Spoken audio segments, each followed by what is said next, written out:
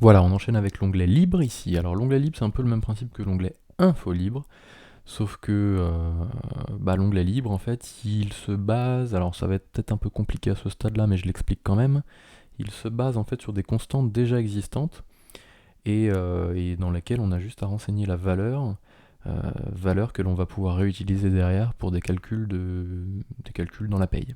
Je m'explique. Ce qu'on voit ici, datlib 01, t20lib 01, mnt lib 01, mais en fait ce sont déjà des constantes qui existent dans le plan de paye et pour lesquelles le fait de renseigner une valeur, si on utilise la constante mt 0lib lib 01 par exemple, il va récupérer automatiquement la valeur. C'est un peu compliqué à comprendre pour le moment, mais on verra ça peut-être plus dans le parcours de formation sur le paramétrage de la base de paye. Mais je vous explique en 3 secondes. Hein. Datlib 01, je vais dans liste, dans mes constantes, on les a pas encore vues.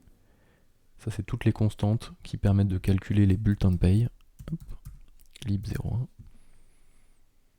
Et là, on va tomber sur une constante qui existe déjà, dans laquelle, en fait, il n'y a pas de valeur. C'est-à-dire que par défaut, une constante, à l'intérieur, on y met une valeur ou des calculs qui permettent de trouver une valeur, en fait, en finale.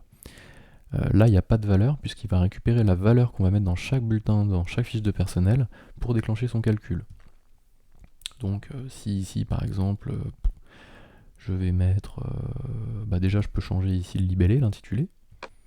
Si je vais dans le calcul, dans les listes constantes, je me remets sur date lib 01.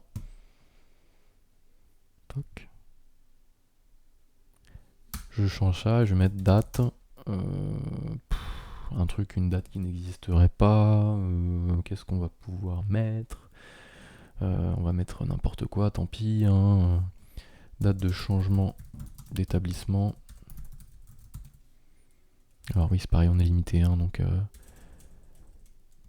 et tab, voilà, on comprendra bien comme ça, et on valide. Si on retourne ici dans la fiche de personnel, dans notre onglet libre, et ici il nous met datlib 01, correspond plus à première datlib, mais date de changement établissement, c'est plus clair déjà. Donc ici, lui, il a changé d'établissement au 1er janvier 2014, et voilà. Ce qui veut dire que la constante datlib 01, pour ce salarié-là, va stocker la valeur 010114. Donc si on l'appelle dans un calcul, il va récupérer en fait la valeur de chaque champ renseigné dans la fiche de personnel. Voilà. Un peu nébuleux pour le moment, mais ce sera plus clair tout à l'heure.